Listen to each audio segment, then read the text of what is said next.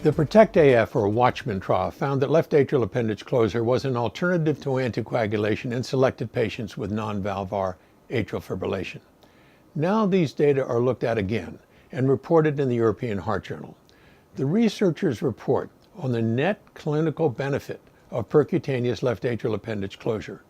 This was a post-hoc analysis of outcomes among 707 adults with AF in the PROTECT AF study and 586 in the continued access registry who had left atrial appendage closure with the Watchman device compared with anticoagulation.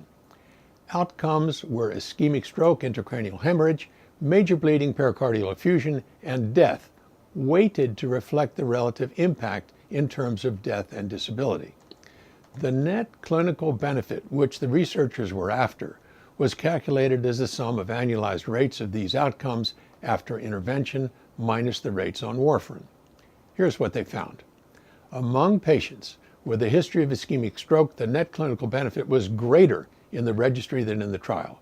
In the registry, the benefit of left atrial appendage closure increased from 2% per year in patients with CHADS-2 scores of 1 to 6% per year in those with scores more than 2. The take-home message is intriguing and makes me anticipate even more the results of the newer left atrial appendage occlusion trials.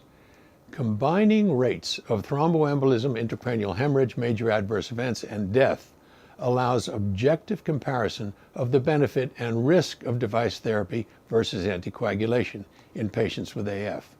The findings are that the net clinical benefit of left atrial appendage closure is greatest for patients at high risk of stroke. I'm Peter Block, and this is a CardioSource Heart Minute.